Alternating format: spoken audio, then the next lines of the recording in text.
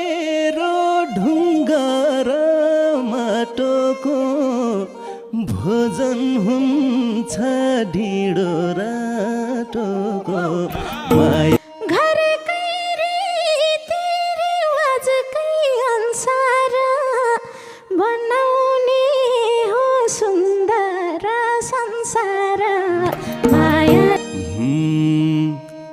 गाउँकै जीवन स्वर्ग छ जिउनलाई कम्ती हुन्न दुधको रस पिउनलाई माया। हे